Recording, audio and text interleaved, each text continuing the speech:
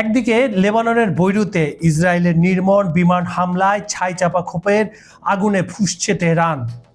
অন্যদিকে ওয়াশিংটন তেহরানের ঐতিহাসিক শান্তি চুক্তির খসড়া ঘিরে বিশ্ব রাজনীতিতে বইছে নাটকীয়তার ঝড়।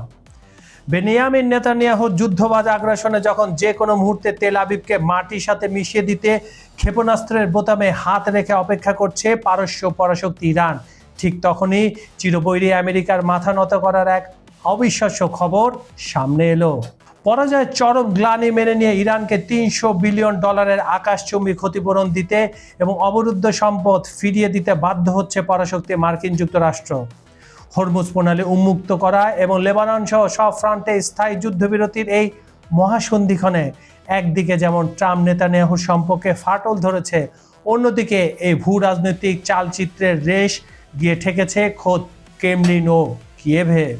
পুতিন জেলেনস্কির সাথে ট্রাম্পের ফোনালাপেও এখন মূল ফোকাস এই ইরান সংকট। যুদ্ধ আর কূটনীতির এই চরম উত্তেজনাকর মুহূর্তে বিশ্বকে এক নতুন সমীকরণের দিকে যাচ্ছে, নাকি মধ্যপ্রাচ্য জুড়ে শুরু হতে যাচ্ছে আরেক মহাপ্রলয়? দক্ষিণ লেবাননে ইসরায়েলি ড্রোন হামলা।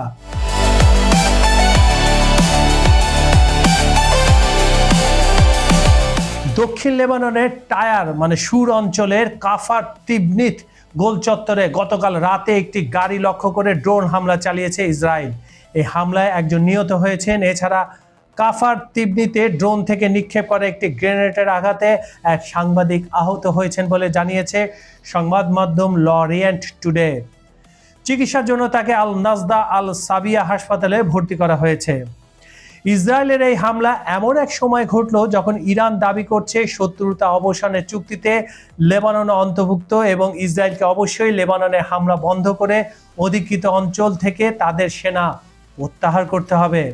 এখন ইরান হয়তো এই শান্তি চুক্তি থেকে সরে ইসরায়েলে হামলা চালাতে পারে, আর এটা যদি হয় তাহলে ট্রাম্পের শান্তি চুক্তি ভেস্তে যাবে, যার জন্য ইসরায়েল দায়ী থাকবে। ইরানের কঠোর জবাবের হুঁশিয়ারি।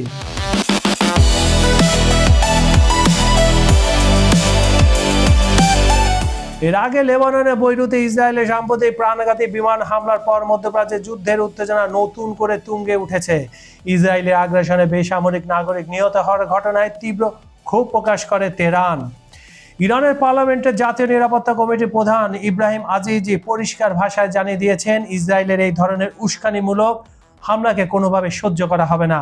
যে কোনো মুহূর্তে তেল আবিবকে এর জন্য মোক্ষম এবং কঠোর জবাব দিতে সম্পূর্ণ প্রস্তুত রয়েছে পারস্য শক্তিখ্যাত দেশটি। বন্ধু লেবাননের ওপর আঘাত এলে ইরান তার শক্তিশালী অস্ত্রাগার উন্মুক্ত করবে, এমন পূর্ব ঘোষণা অনুযায়ী যে কোনো সময় বড় ধরনের ক্ষেপণাস্ত্র হামলার আশঙ্কা করছে খোদ ইসরায়েলি প্রতিরক্ষা বাহিনী IDF। হামলার আতঙ্কে ইসরায়েলের অভ্যন্তরে ইতিমধ্যে যে কোনো ধরনের জনসমাগম কঠোর বিধিনিষেধ আরোপ করা হয়েছে। মার্কিন প্রেসিডেন্ট ডোনাল্ড ট্রাম্পের সাথে ইরানের যখন একটি শান্তি চুক্তির আবহ তৈরি হচ্ছিল, ঠিক তখনই বেনিয়ামিন নেতানিয়াহুর এই যুদ্ধবাজি নীতি পরিস্থিতিকে আরো জটিল করে তুলেছে। আন্তর্জাতিক আইন লঙ্ঘনকারী ইসরায়েলকে রুখে দিতে এবং লেবাননের সার্বভৌমত্ব রক্ষায় ইরান এবার চরম আঘাত হানতে পারে, যার সামনে ইসরায়েলের ব্যবস্থা পুরোপুরি ভেঙে পড়ার ঝুঁকিতে রয়েছে। ইরান যুক্তরাষ্ট্র শান্তি চুক্তি আদৌ সম্ভব?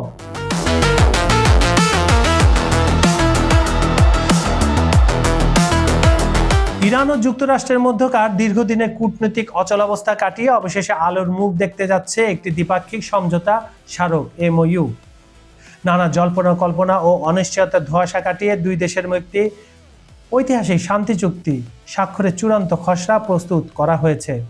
ইরানের একজন শীর্ষ কর্মকর্তার বরাত দিয়ে জানা গেছে, প্রস্তাবিত এই খসড়ায় তেহরানের পরমাণু কর্মসূচি, হরমুজ প্রণালী উন্মুক্তকরণ এবং মার্কিন তেল নিষেধাজ্ঞা প্রত্যাহারের মতো অত্যন্ত গুরুত্বপূর্ণ বিষয়গুলো অন্তর্ভুক্ত করা হয়েছে। 9টা ক্লজ দেওয়া হয়েছে। ব্রিটিশ সংবাদ মাধ্যম রয়টার্সের তথ্য মতে এই সমঝোতায় উভয় পক্ষ সম্মত হওয়ায় পরবর্তী 60 দিনের মধ্যে চূড়ান্ত চুক্তি নিয়ে আলোচনা শুরু হবে। তেহরানের দেওয়া শর্তাবলীর মধ্যে অন্যতম প্রধান বিষয় হলো হরমুজ প্রণালী ও অর্থনৈতিক অবরোধের পরস্পর সমাধান।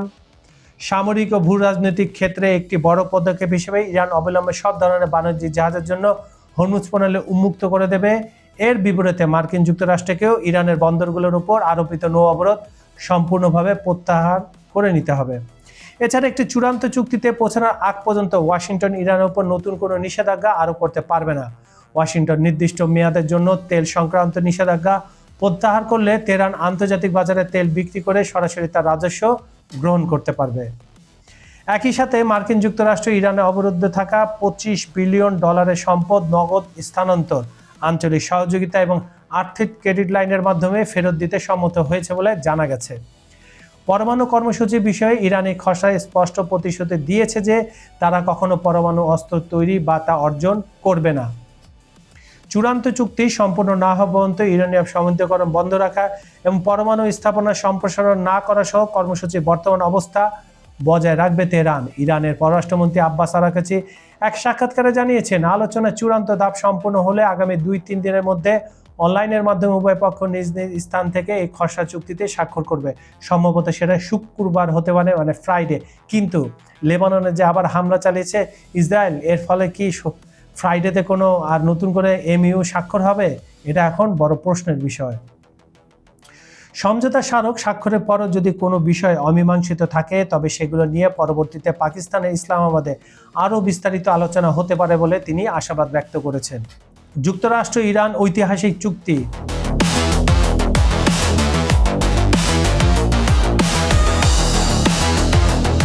দীর্ঘদিনের বৈরী সম্পর্কের অবসান ঘটিয়ে অবশেষে আমেরিকা ও ইসরায়েলকে এক ঐতিহাসিক শান্তি চুক্তিতে বাধ্য করেছে ইরান। কৌশলগত পরাজয় মেনে নিয়ে পশ্চিমাদের করা এই চুক্তির ঘোষণাটি প্রথম এসেছে পাকিস্তানের পক্ষ থেকে, যা আগামী শুক্রবার সুইজারল্যান্ডের জেনেভায় চূড়ান্তভাবে স্বাক্ষরিত হতে পারে, নট হবে। বিশ্বমঞ্চে এটিকে তেহরানের একটি বিশাল ভূ রাজনৈতিক বিজয় হিসেবে দেখা হচ্ছে, কারণ মার্কিন নৌ অবরোধ ও নিষেধাজ্ঞা প্রত্যাহার না হওয়া পর্যন্ত চূড়ান্ত আলোচনায় না বসার যে অনড় অবস্থান ইরান নিয়েছিল তার সামনে শেষ পর্যন্ত মাথা নত করতে বাধ্য হয়েছে ওয়াশিংটন, তেল আবিব, ট্রাম্প ও নেতানিয়াহু। ইরানের আধা সরকারি সংবাদ সংস্থা মেহের নিউজ প্রকাশিত চুক্তির 14টি প্রধান শর্তের মধ্যে তেহরানের স্পষ্ট কূটনৈতিক আধিপত্য প্রতিফলিত হয়েছে। শর্ত অনুযায়ী ইরানের পুনর্গঠনের জন্য মার্কিন ও যুক্তরাষ্ট্র তার বন্ধুরা অন্তত $300 বিলিয়ন ক্ষতিপূরণ দিতে বাধ্য থাকবে। পাশাপাশি পশ্চিমাদের কাছে অন্যায়ভাবে জব্দ করা $24 বিলিয়ন ইরানি সম্পদও মুক্তি পাচ্ছে, যার অর্ধেক চুক্তি সইয়ের আগে ইরানকে বুঝিয়ে দিতে হবে। এছাড়া 30 দিনের মধ্যে ইরানের বন্দরগুলোর নৌ অবরোধ প্রত্যাহার, মার্কিন বাহিনী অপসারণ এবং ইরানি তেল ও জ্বালানির উপর থেকে সমস্ত নিষেধাজ্ঞা তুলে নেওয়ার প্রতিশ্রুতি দিয়েছে আমেরিকা, যার বিনিময়ে ইরান কেবল পারমাণবিক অস্ত্র তৈরি না করার আগের অঙ্গীকারটি পুনর্ব্যক্ত করেছে। এই চুক্তিকে ইসরায়েলের ডানপন্থীরা এবং বেনিয়ামিন নেতানিয়াহুর সরকার নিজেদের জন্য এক চরম রাজনৈতিক ও কৌশলগত বিপর্যয় হিসেবে দেখছে, যা ট্রাম্প ও নেতানিয়াহুর মধ্যকার সম্পর্কে ফাটল ধরিয়েছে। তবে এই চুক্তি সুদূর প্রসারী সুফল হিসেবে দীর্ঘদিনের অচল অবস্থা কাটিয়ে মুক্ত হতে যাচ্ছে কৌশলগতভাবে গুরুত্বপূর্ণ হরমুজ প্রণালী, এবং সেখানে পানির নিচে পেতে রাখা মাইন অপসারণের কাজ দ্রুত শুরু হবে বলে আশাবাদ ব্যক্ত করা হয়েছে। একই সাথে লেবানন সহ সব ফ্রন্টে স্থায়ী যুদ্ধবিরতি কার্যকর হবে, যার ফলে তেল আবিব লেবাননে বোমাবর্ষণ বন্ধ করে তাদের সেনা সরিয়ে নিতে বাধ্য হবে বলে ধারণা করা হচ্ছে। কিন্তু এটা আসলে এত সহজ নয়। যত সহজ ট্রাম্প ভাবছেন তত সহজ নয়, কারণ আমরা জানি কিছুক্ষণ আগে লেবাননে আবার হামলা চালিয়েছে ইসরায়েল। সব মিলিয়ে মধ্যপ্রাচ্যে ইরান একক প্রতিরোধ ও সার্বভৌমত্ব এক নতুন যুগের সূচনা হতে যাচ্ছে। এদিকে পুতিন ও জেলেনস্কির সাথে ট্রাম্পের ফোনে কি কথা হলো একটু শুনে আসি।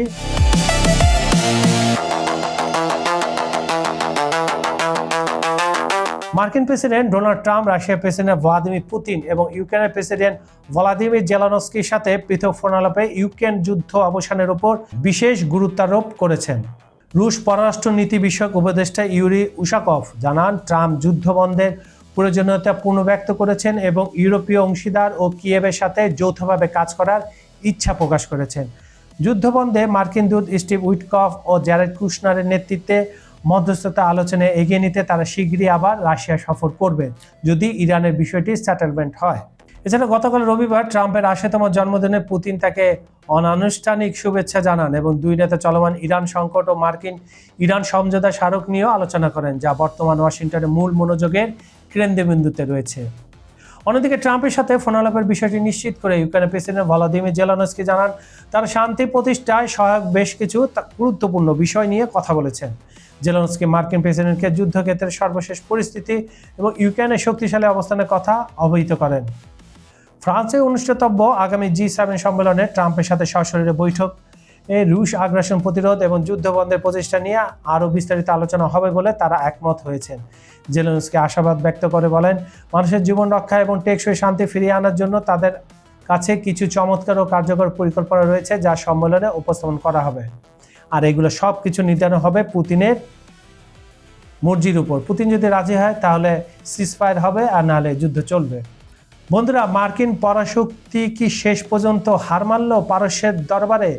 যে ইরানকে ধ্বংস করতে দশকের পর দশক নিষেধাজ্ঞা আর ব্লকের জাল বুনেছে ওয়াশিংটন, আজ এসে ইরানকে $300 বিলিয়ন অবিশ্বাস্য জরিমানা দিয়ে নিজেদের পিঠ বাঁচাতে হচ্ছে ট্রাম্প প্রশাসনকে। বিশ্ব রাজনীতির এই পাশার দান এক ঝটকায় বদলে দিল মধ্যপ্রাচ্যের পুরো মানচিত্র। একদিকে ওয়াশিংটনের এই নতি শিকার, অন্যদিকে নেতানিয়াহুর আগ্রাসনের শেষ পরিণতি কি হতে যাচ্ছে? তেল আবিব কি সত্যি মাটির সাথে মিশে যাবে, নাকি ট্রাম্প, পুতিন, জেলেনস্কি এই ত্রিমুখী সমীকরণে জন্ম নেবে সম্পূর্ণ নতুন কোনো বিশ্বযুদ্ধ? সময় ফুরিয়ে আসছে, আর পারস্যে ক্ষেপণাস্ত্রের বোতামে কাঁপছে তেহরানের আঙুল। আন্তর্জাতিক রাজনীতির এমন প্রতিটি রগরগে ও হারহিম করা আপডেটের উপর চোখ রাখতে এখনই সাবস্ক্রাইব করুন খবর সংযোগে। আমাদের পর্দার বিজ্ঞাপন বা যে কোনো প্রমোশনের জন্য ডেসক্রিপশন বক্সে দেওয়া নাম্বারে সরাসরি যোগাযোগ করতে পারেন। এবার আপনাদের পালা। বাংলাদেশ, ভারত, পাকিস্তান, আমেরিকা, ইউরোপ কিংবা মধ্যপ্রাচ্য, সৌদি আরব, দুবাই, কুয়েত ঠিক কোন প্রান্ত থেকে এই মুহূর্তে আমাদের সাথে যুক্ত আছেন তা ঝটপট কমেন্ট করে জানিয়ে দিন। কার জয় দেখছেন আপনি, ইরান নাকি আমেরিকা? আপনার মতামত আমার কমেন্ট বক্সে লিখুন। আজ এ পর্যন্তই। বিশ্ব রাজনীতির পরবর্তী কোনো বিস্ফোরক ইস্যু নিয়ে আবারও দেখা হবে আপনাদের সাথে। ভালো থাকুন, সতর্ক থাকুন, নিরাপদে থাকুন। আল্লাহ হাফেজ।